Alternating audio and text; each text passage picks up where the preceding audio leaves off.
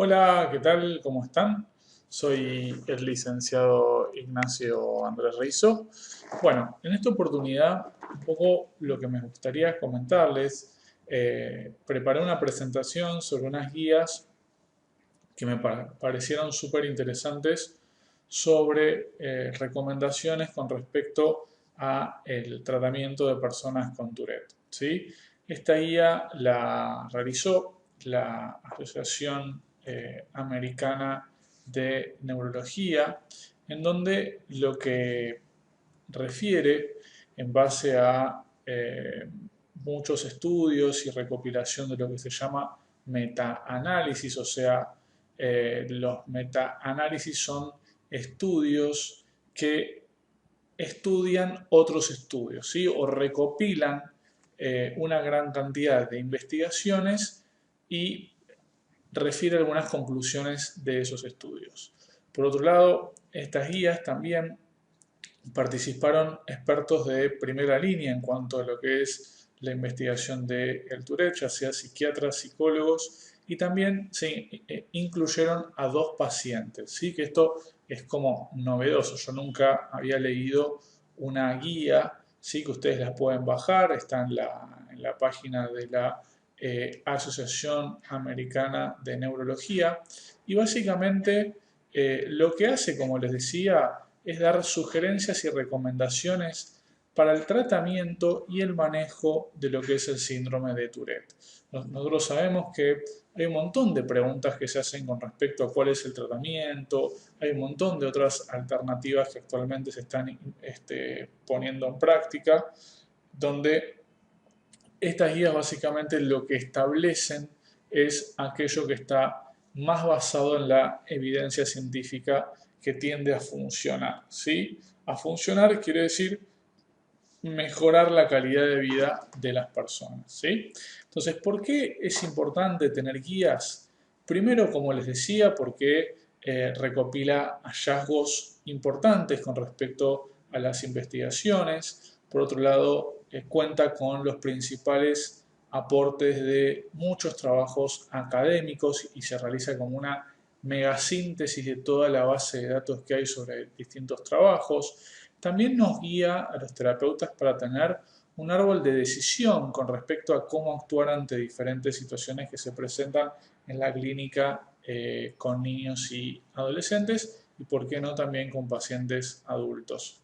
Y también lo que vamos a ver es que nos sugiere primera, segunda y hasta terceras herramientas de tratamiento a la hora de ayudar en pacientes con Tourette.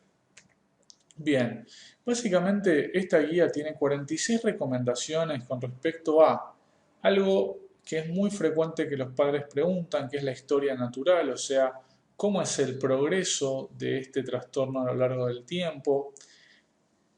También repasa la importancia de poder dar información científica a los compañeros y a los maestros de los colegios que los chicos concurren. Por ahí van a ver que son sugerencias simples, pero son muy útiles y son las que nos guían también a los terapeutas cuando tenemos que dar respuestas lo más sólidas y concisas posibles cuando nos preguntan ciertas dudas. También sienta como ciertas bases con respecto, bueno, a qué es lo que está más investigado y cuáles son las herramientas que los terapeutas tenemos que contar a la hora de manejar las comorbilidades o trastornos que se asocian al Tourette. Y por otro lado, también repasa los tratamientos existentes a nivel de la farmacoterapia, entre otros. O sea, yo no me voy a ocupar de toda la parte de farmacoterapia, dado que no es mi área de expertise, ¿sí? Y por otro lado, van a ver que la guía, o a medida que yo les voy comentando los distintos puntos sobre las recomendaciones, da como tres pautas, ¿no? Primero, lo que hay que hacer cuando se presenta distintas preguntas con respecto a los padres o a distintas situaciones que vamos a ir viendo a lo largo de la presentación, que van a ver que yo lo voy a simbolizar con un RA, o sea, esto hay que hacerlo, o los terapeutas lo tenemos que tener en cuenta. El segundo vendría a ser más un condicional. Esto, bueno, deberíamos tenerlo en cuenta, pero quizás es menos relevante que la primera opción o la primera respuesta. Y el 3 es lo que, bueno, podríamos hacer como una tercera elección a tener en cuenta. Bien, entonces vamos a comenzar con el primer punto que las guías refieren. Primero, lo que ya confirma es que el pico de mayor severidad de los tics es de los 10 a los 12 años, tiende a ser la mayor severidad. Si bien vamos a ver otros trabajos que extienden más la edad de mayor severidad en cuanto a la intensidad de los tics, las guías lo que refieren es que este es el mayor pico, o sea, no quiere decir que después bajen, sino que la mayor manifestación se tiende a manifestar entre los 10 a los 12. Hay otros trabajos que refieren entre los 10 y los 16, sí, es un aproximado, pero bueno, en base a todos los trabajos que se recopiló, esta es la mayor evidencia. Después, también algo que es importante, los tics tienden a mejorar en la adolescencia. El 18% de los casos mayores de 16 años dejó de tener la misma severidad o casi no tuvo tics y el 60% tuvo una mínima expresión, ¿sí? O sea, tuvo tics pero muy poquitos. Fíjense que todavía queda otro porcentaje que acá no está, que muchas veces hay personas que tienden a mantener la severidad de los tics, ¿sí? Entonces, esto es importante comentárselo a los papás en las primeras consultas. Entonces, fíjense, primera recomendación muy importante, a los padres o a los pacientes se les debe informar sobre el curso del Tourette en las primeras entrevistas cuando uno da información sobre este trastorno en el caso de llegar a este diagnóstico. También es muy importante cuando los padres llegan a la consulta hacer un estudio de qué tan disfuncional resulta el trastorno para la vida de los chicos, si ocurre en diferentes áreas del desenvolvimiento de ellos, por ejemplo la escuela, los amigos, en casa, y también si vemos que no hay un deterioro muy importante, tenemos que ser cuidadosos en ya prescribir un tratamiento, ¿sí? Esto lo que quiere decir es que, bueno, sigamos evaluando, o uno lo que le dice muchas veces a los padres es, bueno, fijémonos cómo continúa y nos vemos en unos meses, ¿sí? Para no ya dar información sin tener mucha data sobre cómo se viene dando el trastorno a lo largo de los años, ¿sí? Muchas veces tenemos que tener en cuenta que los tics pueden ser transitorios, por eso es importante tener esta recomendación con respecto a las guías, ¿sí? Bien, después, algo muy importante, tiene que ver con la psicoeducación para maestros y compañeros, o sea, el 1% está aproximadamente calculado, tiende a tener tics, ya sea Tourette, tics, en los colegios. Entonces, esto resulta muy positivo para mejorar las relaciones entre los compañeros. A mí personalmente por ahí me tocó ir a ciertos colegios para informar a los compañeros sobre el Tourette, hay chicos que tienen prejuicios o por ahí no tienen mucha información de qué se trata o tienen temor a decir una cosa, decir otra. También aumenta las emociones positivas entre los compañeros el poder informar. Tienden a querer ayudar, tienen mayor compasión, empatía, acercamiento, o sea, todo lo que tiene que ver con emociones positivas, ¿sí? Y también lo que es muy importante es darle información a los chicos para que también informen a sus compañeros sobre qué son los tics, ¿sí? O sea, acá lo que tratamos de hacer es como esto que hoy en día se llama empoderar, o sea, darle poder a los chicos sobre qué es lo que les pasa a ellos y que de a poco, en vez de tomar como un enemigo a los tics que me los tengo que sacar de encima, tomarlos como algo que es parte de mi vida, hay herramientas que me ayudan y también es importante que yo sepa para informar a los demás si me llegan a preguntar o llega a haber algún problema. ¿Sí? Esto se tiende a trabajar desde diferentes formas dependiendo del desarrollo cognitivo de los chicos. Muchas veces a chicos muy chiquititos, por ejemplo, se habla de un hipo o se habla de una piedrita que a veces está en el zapato que por ahí molesta, pero que hay diferentes maneras de poder mejorar esos tics, ¿sí? Haciendo diferentes técnicas. O sea, no me quiero extender mucho porque simplemente esta guía lo que hace es dar recomendaciones a los terapeutas con respecto al tratamiento. O sea, lo que tenemos que hacer los terapeutas y lo que ya a esta altura de la investigación tenemos que saber y poder realizar de forma certera. Bien, luego es muy importante que ya entre el 30 y el 50% de los chicos con tics tienden a tener una condición asociada, que es el trastorno por déficit de atención e hiperactividad. Hay pocos estudios, y esto es muy importante, con respecto a cuál es la evolución de chicos con Tourette y TDAH, o sea, cómo mejoran con respecto a los tratamientos existentes teniendo los dos diagnósticos, pero es algo que cada vez están realizando más trabajos con respecto a esto, ¿sí? O sea, cómo es la evolución de esta condición mixta, o sea, tener Tourette y además tener trastorno por déficit de atención e hiperactividad. Obviamente, los chicos que tienen estos trastornos de forma asociada tienden a tener un mayor deterioro en su vida, ¿sí? Entonces, ¿qué es lo que se sugiere? En el caso de que los tics no tengan una severidad muy alta, muy importante contar con tratamientos que mejoren el TDAH. O sea, como les digo, excede esta presentación que yo les explique cuáles son los tratamientos que están actualmente o que cuentan con mayor soporte empírico con respecto a esto. Después, también es muy importante evaluar los riesgos que está teniendo actualmente el TDAH. Recuerden que es un diagnóstico en donde tenemos tres pilares fundamentales, que son la impulsividad, la desatención y la hiperactividad. Entonces, es muy importante evaluar la intensidad de estos tres pilares. Y luego, también, como siempre, informar, psicoeducar sobre qué es lo que está más investigado para mejorar la calidad de vida. ¿Sí? Bien, luego lo que también está ya, digamos, como muy consolidado es que también entre el 10 al 50% de los chicos que tienen tics pueden presentar TOC, ¿sí?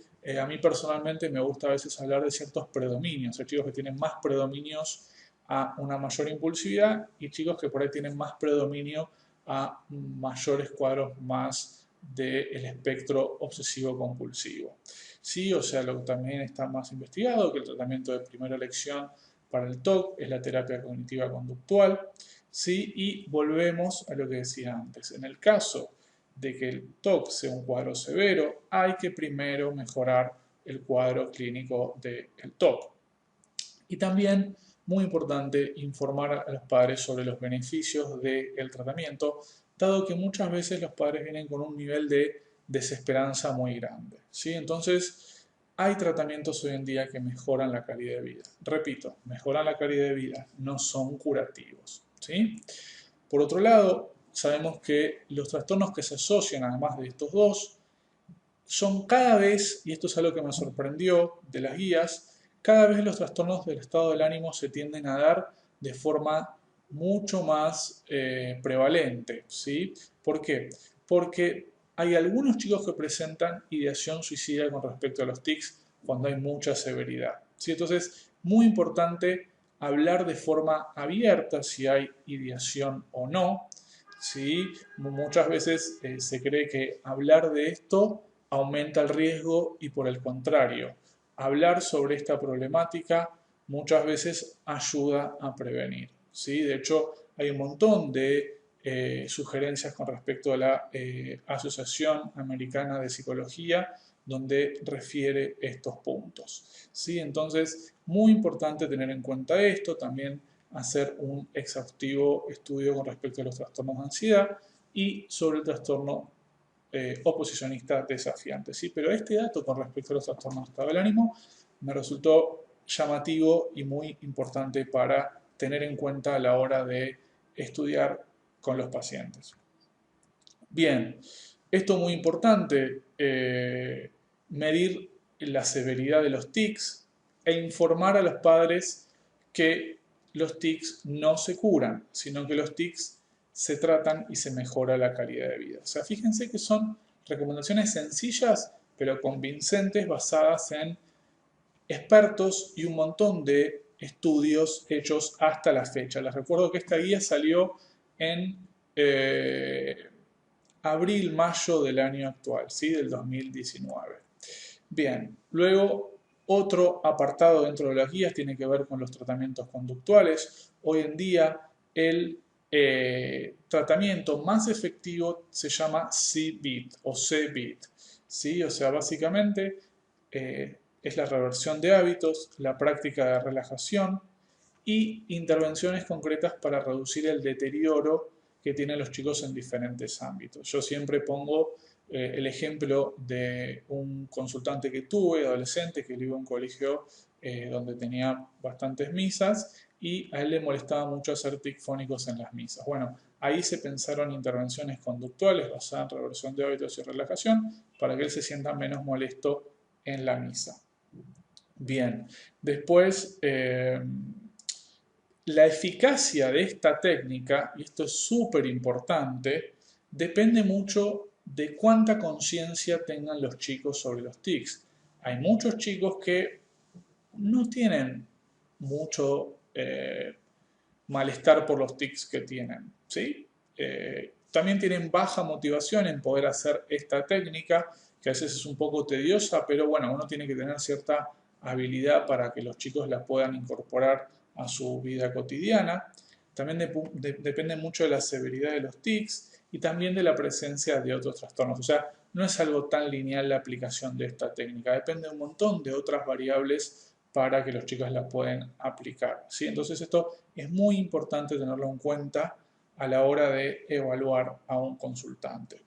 Bien, la aplicación tiende a ser más efectiva arriba de los 9 años. Esto no quiere decir que no se puede trabajar antes. Lo que quiere decir es que de todos los estudios que hay, vieron que los chicos que tienen más de 9 años tienden a incorporar mejor la técnica. Repito, esto también depende de la habilidad de uno como terapeuta en chicos más chicos en poder facilitar en relación a su etapa de desarrollo, ¿sí? La aplicación de esta técnica mediante diferentes adecuaciones. Bien, y algo que ya es como